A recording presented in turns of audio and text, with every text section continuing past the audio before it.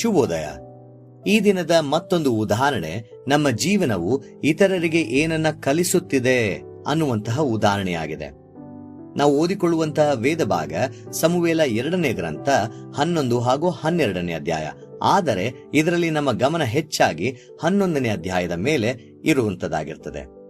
ಇದರಲ್ಲಿ ಬರುವಂತಹ ದಾವೀದನ ಪಾಪವು ಒಂದು ಕ್ಷಣದ ಬಲಹೀನತೆಯ ಫಲವಾಗಿರುವುದಿಲ್ಲ. ಅದು ಉದ್ದೇಶಪೂರ್ವಕವಾಗಿ ತೆಗೆದುಕೊಂಡ ಅನೇಕ ನಿರ್ಧಾರಗಳ ಸರಣಿಯಾಗಿರ್ತದೆ. ಈ ಕಥೆಯ ಅತ್ಯಂತ ಗಮನಾರ್ಹ ಅಂಶಗಳಲ್ಲಿ ಒಂದೇನೆಂದರೆ, ರಾಜನು ಏನು ಮಾಡುತ್ತಾನೋ ಅದನ್ನು ಮೌನವಾಗಿ ಗಮನಿಸುತ್ತಿದ್ದಂತಹ ಅನೇಕ ಸಾಕ್ಷಿಗಳ ಉಪಸ್ಥಿತಿ. ದಾವೀದನು ಆ ಸ್ತ್ರೀಯು ಯಾರು ಎಂದು ಕೇಳುವಾಗ ಅವನ ಸೇವಕರು ವಿಧೇಯರಾಗುತ್ತಾರೆ. ಬತ್ಷೆಬಳನ್ನ ಅರಮನೆಗೆ ಕರೆತರಲು ದೂತರನ್ನು ಕಳುಹಿಸಲಾಗ್ತದೆ. ಬತ್ಷೆಬಳು ರಾಜನ ಕರೆಯನ್ನ ಸ್ವೀಕರಿಸುತ್ತಾಳೆ. ನಂತರ ದೂತರು ಅವಳು ಗರ್ಭಿಣಿಯಾಗಿದ್ದಾಳೆ ಅನ್ನುವಂತ ಸುದ್ದಿಯನ್ನ ದಾವೀದನಿಗೆ ತಿಳಿಸುತ್ತಾರೆ. ಉರಿಯನ ವಿಷಯವಾಗಿ ಯೋವಾಬನಿಗೆ ಆದೇಶಗಳನ್ನ ಕಳುಹಿಸಲಾಗ್ತದೆ. ಉರಿಯನು ತನ್ನ ಮನೆಗೆ ಹೋಗಲಿಲ್ಲ ಅನ್ನುವಂತ ವರ್ತಮಾನವನ್ನ ಮತ್ತೆ ದಾವೀದನಿಗೆ ತಿಳಿಸಲಾಗ್ತದೆ. ಕೊನೆಗೆ ದಾವೀದನು ಯೋವಾಬನಿಗೆ ಒಂದು ಪತ್ರವನ್ನ ಬರೆದು ಮತ್ತು ಉರಿಯನು ತಾನೇ ತಿಳಿಯದೆ ತನ್ನ ಮರಣದ ಆದೇಶವಿದ್ದ ಆ ಪತ್ರವನ್ನ ಯುದ್ಧ ಭೂಮಿಗೆ ತೆಗೆದುಕೊಂಡು ಹೋಗುತ್ತಾನೆ. ಈ ಎಲ್ಲಾ ಘಟನೆಗಳಲ್ಲಿ ಪ್ರತಿಯೊಬ್ಬರು ದಾವೀದನ ಕಥೆಯ ಒಂದು ಸಣ್ಣ ಭಾಗಕ್ಕೆ ಸಾಕ್ಷಿಯಾಗಿರುತ್ತಾರೆ. ಯಾರು ಅವನನ್ನು ಬಹಿರಂಗವಾಗಿ ಎದುರಿಸುವುದಿಲ್ಲ. ಯಾರು ರಾಜನನ್ನು ಸಾರ್ವಜನಿಕವಾಗಿ ಪ್ರಶ್ನಿಸುವುದಿಲ್ಲ. ಅವರು ಕೇವಲ ನೋಡುತ್ತಾರೆ, ಕೇಳುತ್ತಾರೆ ಮತ್ತು ವಿಧೇಯರಾಗುತ್ತಾರೆ. ಆದರೂ ದಾವೀದನ ಪ್ರತಿಯೊಂದು ಕಾರ್ಯವು ಅವನ ಕಣ್ಣೆದುರೇ ನಡೆಯುತ್ತಿರುತ್ತದೆ. ತನ್ನ ಅಧಿಕಾರದಿಂದ ಪರಿಸ್ಥಿತಿಯನ್ನ ಸಂಪೂರ್ಣವಾಗಿ ನಿಯಂತ್ರಿಸಬಹುದು ಅನ್ನುವಂಥದ್ದನ್ನ ಅವನು ಭಾವಿಸಿದ್ದಿರಬಹುದು. ಆದರೆ ತನ್ನ ಪ್ರತಿಯೊಂದು ನಿರ್ಧಾರವನ್ನ ಮನುಷ್ಯರು ಮಾತ್ರವಲ್ಲ, ದೇವರು ಸಹ ನೋಡುತ್ತಿದ್ದಾರೆ ಅನ್ನುವಂಥದ್ದನ್ನ ಅವನು ಮರೆತಿರಬಹುದು. ಶೋಧನೆಯು ಅನೇಕ ಬಾರಿ ಇದೇ ರೀತಿಯಲ್ಲಿ ಕಾರ್ಯನಿರ್ವಹಿಸುತ್ತದೆ. ನಮ್ಮ ನಿರ್ಧಾರಗಳು ಖಾಸಗಿಯಾಗಿವೆ, ಯಾರು ಗಮನಿಸುತ್ತಿಲ್ಲ ಮತ್ತು ಅದರ ಪರಿಣಾಮಗಳನ್ನ ನಾವು ನಿಯಂತ್ರಿಸಬಹುದು ಎಂದು ಪಾಪವು ನಮ್ಮನ್ನ ನಂಬಿಸುತ್ತದೆ. ಆದರೆ ನಮ್ಮ ಜೀವನವು ಎಂದಿಗೂ ಪ್ರತ್ಯೇಕವಾಗಿ ಬದುಕಲ್ಪಡುವುದಿಲ್ಲ. ನಮ್ಮ ಕುಟುಂಬದವರು ನಮ್ಮನ್ನು ಗಮನಿಸುತ್ತಿರುತ್ತಾರೆ. ನಮ್ಮ ಸ್ನೇಹಿತರು ನಮ್ಮ ಮನೋಭಾವವನ್ನ ಗಮನಿಸುತ್ತಾರೆ. ಕೆಲಸದ ಸಹೋದ್ಯೋಗಿಗಳು ಒತ್ತಡದ ಸಂದರ್ಭಗಳಲ್ಲಿ ನಾವು ಹೇಗೆ ಪ್ರತಿಕ್ರಿಯಿಸುತ್ತೇವೆ ಎಂಬುದನ್ನ ನೋಡುತ್ತಾರೆ. ಮಕ್ಕಳು ನಮ್ಮ ಮಾದರಿಯಿಂದ ಕಲಿಯುತ್ತಾರೆ.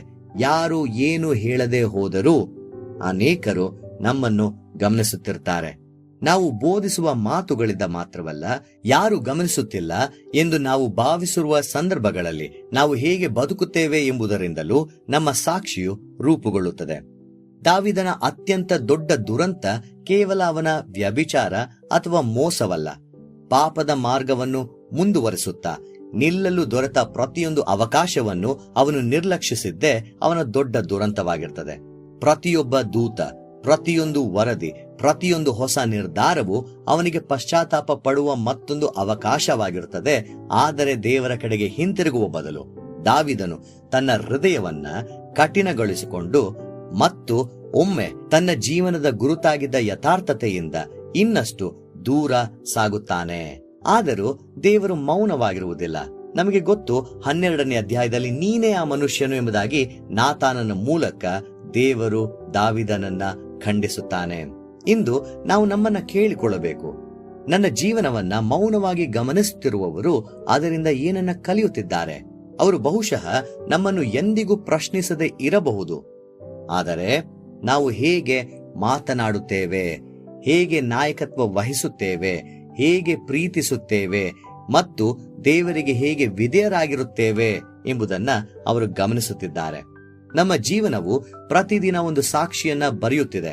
ನಮ್ಮನ್ನು ಗಮನಿಸುವವರು ಅಧಿಕಾರದ ಬಲದಿಂದ ಮರೆಮಾಡಲ್ಪಟ್ಟ ರಾಜಿಯನ್ನ ಅಲ್ಲ, ವಿಧೇಯತೆಯಿಂದ ರೂಪುಗೊಂಡ ನಮ್ರತೆಯನ್ನ ನಮ್ಮಲ್ಲಿ ಕಾಣುವಂತದ್ದಾಗಲಿ.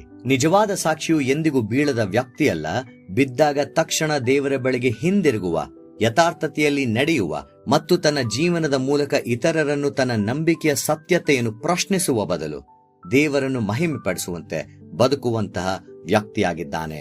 ದೇವರು ನಿಮ್ಮನ್ನು ಆಶೀರ್ವದಿಸಲಿ. ಈ ಕಾರ್ಯಕ್ರಮದ ಬಗ್ಗೆ ನಿಮ್ಮ ಅಭಿಪ್ರಾಯ, ಸಲಹೆಗಳು ಹಾಗೂ ಯಾವುದೇ ಪ್ರಾರ್ಥನಾ ಮನವಿಗಳಿದ್ದಲ್ಲಿ ನಮ್ಮ ದೂರವಾಣಿ ಸಂಖ್ಯೆಗೆ ನೀವು ಕರೆ ಮಾಡಬಹುದು. ನಮ್ಮ ದೂರವಾಣಿ ಸಂಖ್ಯೆ 9902606453. ನಿಮ್ಮ ಅಭಿಪ್ರಾಯಗಳನ್ನು ಇಮೇಲ್ ಮೂಲಕವೂ ನಮಗೆ ತಿಳಿಸಬಹುದು. ನಮ್ಮ ಇಮೇಲ್ ID info@fibaonline.org. ವಂದನೆಗಳು.